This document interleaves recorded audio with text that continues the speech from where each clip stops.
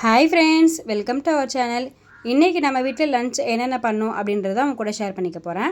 இன்றைக்கி lunch plan என்ன அப்படின்னு பார்த்தீங்கன்னா நாட்டுக்கோழி கிரேவி மாரி சுக்காவாக பண்ணலாம் அப்படின்னு சொல்லிட்டு நான் கிரேவி ஆல்ரெடி செய்ய ஆரம்பிச்சிட்டேன். சாதமும் ஒரு சைடு ஏற்றியாச்சு. இப்போ ரசம் எப்படி செய்யறதுன்னு பார்க்கலாமா. மிளகு சீரகம் இது ரெண்டுமே ஒரு ஸ்பூன், 1/4 ஸ்பூன் தனியாக கொஞ்சமாக சேர்த்துக்கோங்க. காரத்துக்கு ஒரு 4 காஞ்ச மிளகா, 2 பச்சை தக்காளி இதெல்லாம் சேர்த்து நல்லா பேஸ்ட்டாக அரைச்சதுக்கப்புறமா ஒரு பவுலில் சேர்த்துட்டு தேவையான தண்ணி சேர்த்துக்கோங்க.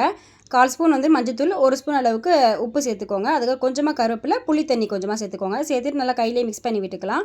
லாஸ்ட்டாக பெருங்காயத்தூள் சேர்த்துக்கலாம். ரசம் செய்கிறது ரொம்பவே ஈஸி. அதுவும் இந்த மாதிரி செஞ்சு பாருங்கள், டக்குன்னு செஞ்சிடலாம். லாஸ்ட்டாக தாளிப்பு எண்ணெய் சேர்த்துட்டு கடுகு, உளுத்தம் பருப்பு, கருவேப்பிலை, ஒரே ஒரு காஞ்ச மிளகா இதெல்லாம் சேர்த்து நல்லா பொரிஞ்சதுக்கு அப்புறமா நம்ம எடுத்து வச்சுருக்கிற ரசத்தில் இந்த தாளிப்பை சேர்த்துக்கலாம். சேர்த்துட்டு அந்த பவுல் அப்படியே நம்ம கேஸ் ஸ்டவ்வில் வச்சிடலாம். வச்சுட்டு ரொம்ப கொதிக்கணும்னு அவசியம் இல்லை. லைட்டாக பொங்கி வந்தால் போதும். அந்த ஸ்டவ்வில் நம்ம கேஸ் ஆஃப் பண்ணிடலாம். ஒரே ஒரு தடவை நீங்கள் இந்த மாதிரி செஞ்சு பாருங்கள். ரொம்பவே சிம்பிள், டக்குன்னு செஞ்சிடலாம். இந்த மாதிரி கொதிச்சா போதும். ரொம்ப கொதிக்கணும்னு தேவையில்லை. கொதிச்சா நல்லா இருக்காது. லைட்டாக கொதிச்சா போதும்.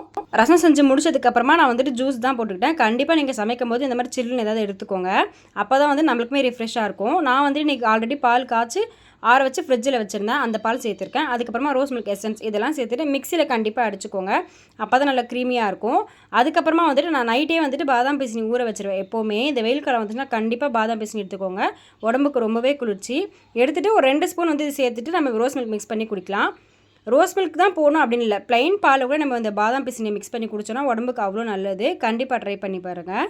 நாட்டுக்கோழி கிரேவியுமே சூப்பராக ரெடி ஆகி வந்தாச்சு. நான் இன்றைக்கி பேன்லேயே தான் வேக வச்சேன். அப்படி தேவைப்பட நீங்கள் விசில் வச்சுக்கோங்க, சீக்கிரமாக செஞ்சிடலாம். இதோட வீடியோ வேணும்னா மறக்காமல் கமெண்ட்டில் கேளுங்க, நான் ஷேர் பண்ணுறேன். வீடியோ பிடிச்சிருந்தா லைக் பண்ணிக்கோங்க. நெக்ஸ்ட் வீடியோவில் மீட் பண்ணலாம். பாய்.